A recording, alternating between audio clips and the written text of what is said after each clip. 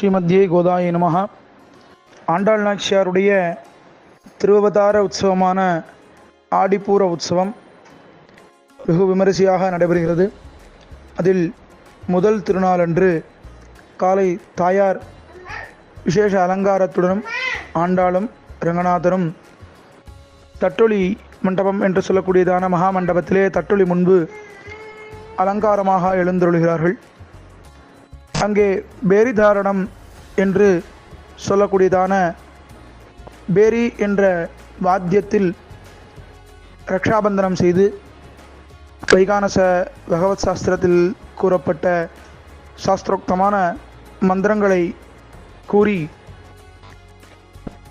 இந்திரன், அக்னி, யமன், நிருதி, வருணன், வாயு, குபேரன், ஈசானன் என்று சொல்லக்கூடியதான அஷ்டதிக் தேவதைகளையும் உற்சவத்தை நடத்தி கொடுப்பதற்காக ஆஹ்வானம் செய்யும் விதமாக சக்கரத்தாழ்வாருடனும் கருட கொடியுடனும் மாடவீதி ரதை வீதிகளிலே பிரதட்சிணம் வந்து மிக உயர்ந்ததான ஸ்வர்ண துவஜஸ்தம்பத்திலே துவஜாரோகணம், வேத மந்திரங்கள் முழங்க, மங்கள வாத்தியங்கள் முழங்க துவஜாரோகணம் நடைபெறுகிறது. அதனைத் தொடர்ந்து தாயாரும் ரங்கநாதரும் யாகசாலை முன்பு எழுந்தருளி ரக்ஷாபந்தனம் நடைபெறுகிறது.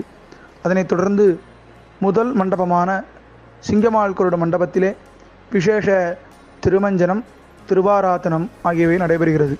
அங்கிருந்து புறப்பாடு கண்டருளி வனமாமலை மடத்திற்கு எழுந்தருள்கிறார். அங்கே விசேஷ திருமஞ்சனம், திருவாராதனம், பெரியாழ்வார் திருமொழி, திருப்பல்லாண்டு தொடக்கமானது, திவ்ய பிரபந்த தொடக்கமானது நடைபெறுகிறது. தினந்தோறும் 200 பாசுரங்கள் ஒவ்வொரு மண்டபத்திலும் சேவாகாலமாக சேவிக்கப்படுகிறது.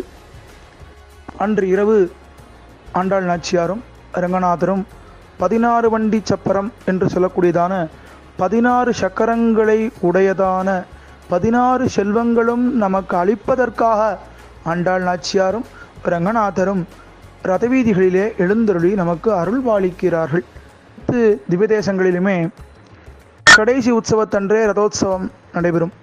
ஆண்டாள் நாச்சியாருடைய உற்சவத்தில் மட்டும் முதல் திருநாளும் திருத்தேர், 16 வண்டி திருத்தேர், கடைசி உற்சவமான திருவாடிப்புற உற்சவத்திலும் பெரிய திருத்தேர். இவ்வாறு பெரியாழ்வாராலே நியமிக்கப்பட்ட பிரம்மோற்சவமானது அதி ஆச்சரியமாக நடைபெற்று கொண்டிருக்கிறது. ஆண்டாள் நாச்சியாரை குடியிருந்து குளிர்ந்தேலோ ரம்பாவா என்று தொடர்ந்து அனுபவிப்போமாக. மங்களானி பவந்து.